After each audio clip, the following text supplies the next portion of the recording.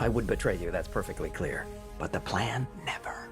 You know, there's a lot of television out there, which you've probably become extremely aware of recently, since odds are you're probably spending a lot more time at home just vegging out in front of a screen. Either as such, you are probably checking out some shows that you might not have watched before. So maybe you came upon a Spanish crime drama called Money Heist, and maybe, just maybe, you fell completely in love with it. So, of course, you're probably sitting there right now craving more of the frantic action, deep character drama, and classic heist-style twists and turns. While I can't necessarily give you all of that, what I can give you are a handful of little details and facts about the show that you might not have picked up on while watching it. Now, due to the nature of the things I'm going to be discussing in this video, Anka's going to go ahead and slap a spoiler warning up there for the most recent season of the show. If you haven't made it all the way through part 4, you might not want to watch this video, especially considering what the first entry is. It's going to be a doozy. Okay, with all that out of the way, let's go ahead and dive right into it. I don't know why the professor has rain answers. Season 4, or Part 4 if you prefer, ended on a bit of a sour note, with Inspector Sierra coming face-to-face with the professor at his hideout. Things aren't exactly looking good for the future, but if you didn't immediately jump away during the final credits, you might have caught a little detail that might just hint at how the interaction between Sierra and the professor might go down. A few seconds into the credits, a woman's voice begins singing Bella Ciao, the sort of anthem of the crew. More on that later, by the way. So far in the series, the only people who have sang that song have been the followers of the professor. So whose voice is it that is singing it now? Well, that's none other than Sierra herself. So what could this mean? While it could be hinting that Sierra may be throwing on a red jumpsuit next season. While she has so far been a staunch opponent of the robbers, Money Heist isn't exactly shy about big reveals. Maybe, just maybe, she has been playing the long game, somehow helping the crew out from the other side all along. Guess we'll just have to wait for Season 5 to find out for sure. Now, most of you who are watching this video probably discovered Money Heist via Netflix, the main distributor of the show around the globe. But did you know that that's not where the show originated? Yep, it was not conceived as a Netflix original. The show originally aired on the Spanish network Antena 3, and in its first few episodes, it did incredibly well ratings-wise. However, as seasons 1 and 2 went on, viewership quickly tanked. So much so that the series cast and crew pretty much made peace with the idea that the show was a dud. And that's when Netflix came in, offering the show a new life on their streaming platform. And while Netflix did a little to really push the series to their subscribers, the gamble has seemed to pay off. While Netflix refrains from releasing official numbers on viewership, it is reportedly now one of the most viewed shows on the platform in Italy, Argentina, Chile, France, Portugal, and Brazil. You know, despite being a fantastic show, you've got to admit, Money Heist isn't exactly going to win any awards for having a super original title. But the show's original title was a bit better. In Spain, where the show was originally produced, the title it was given was La Casa de Papel, which translated into English means the House of Paper. In this case, of course, referring to the fact that the show largely takes place in banks and such, where paper money is often stored. That is a much more interesting title, and is better than the alternative title that they almost went with, La Casa de Carta, or The House of Cards, which was avoided in order to not be confused with the Netflix series by the same name. Teltio is probably the big standout in terms of characters on the show. She manages to be equal parts endearing and utterly awesome. And you are a movie fan though, she might just remind you of a certain little girl from a certain 90s action flick. Yeah, Teltio was based off of Natalie Portman's character Matilda from the 1994 film Leon the Professional. Pretty much everything about her initial appearance was borrowed from that character. Her clothes, her hair, even some of her mannerisms. Not that it is at all a bad thing though. Leon the Professional is an iconic bit of cinema, so it is understandable why the creators may have wanted to pay homage to it. In addition to being a just all-around awesome character, Tokyo was also the first character in the series to get a name. Reportedly, her name came around due to almost complete happenstance. Jesus Colmenar, one of the show's directors and producers, stated that it all came about because Alex Pina, creator of the show, once came into work wearing a shirt with Tokyo printed on it. Colmenar saw it and said, "Hey, that would make a great character name," and from there, the name stuck. Now, besides Tokyo, almost all of the rest of the crew utilize names that are based upon national capitals. Berlin is the capital of Germany, Helsinki is Finland, Lisbon is Portugal, etc. There are only a handful of characters on a team who don't go by national capitals. Denver is the capital of Colorado, a state. Rio de Janeiro is the capital of the Brazilian state by the same name. Palermo is the capital of Sicily, which is a region in Italy. And Marseille is just a particularly populated French city. Not quite sure why these particular characters weren't given the names of national capitals, but maybe something about them in particular will be revealed someday.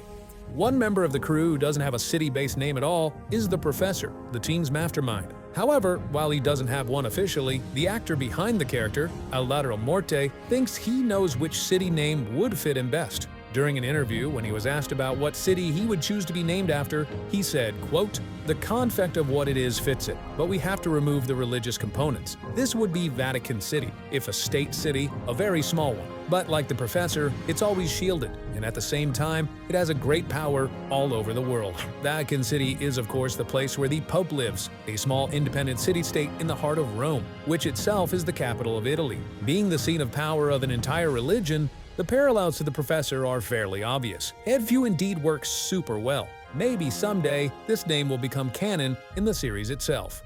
Something that the earlier seasons aren't exactly great at conveying, that the later seasons do a better job at illustrating in the relationship between the Professor and Berlin. In case you didn't quite catch it through all the dialogue, the two aren't just good friends and partners in crime. In fact, the two are actually half-brothers on his mother's side. Seems like the Professor liked to keep the leadership side of things in his close inner circle. And what is closer than family?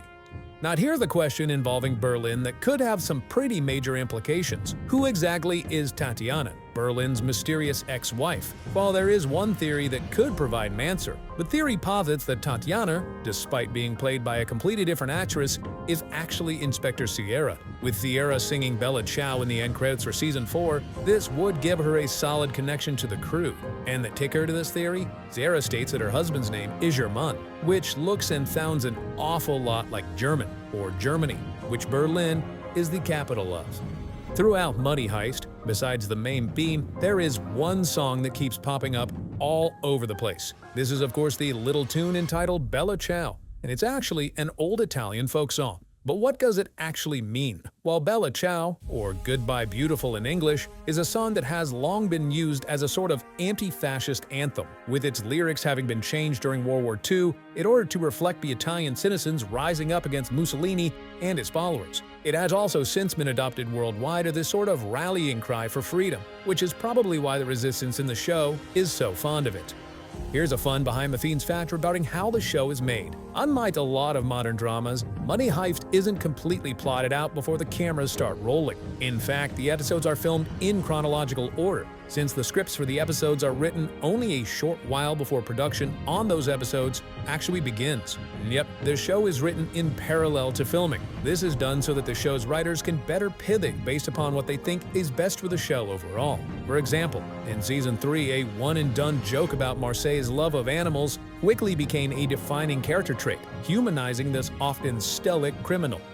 And given the way that the show is written, it is completely understandable that some elements of the show's original plan didn't wind up making it to the final product. One such example is the actual reasoning behind everyone joining in on the heist in the first place. Now, we all know that Berlin had a serious disease, specifically Helmer's myopathy. However, originally, many, if not all, of the members of the crew were meant to have terminal illnesses themselves. The original idea was that each of them would be seeking out the means to pay for their own treatment or seek to get back at the system for failing them. Ultimately, this idea was axed, with only really Berlin keeping the disease aspect of his character. Something else that was included in the original idea for the show that actually did manage to make it to the screen this time around is Denver's signature out there laugh. I'll show you my tiny bikini. Even before Denver's actor Jamie Lorente was cast in the role, the character was meant to have a distinctive laugh. Early drafts of the script called for the character to have a quote-unquote trashy laugh, and each actor who was brought in to read for the role was asked to interpret that in their own way. And now we have his memorable chuckle up there on the screen for all to see.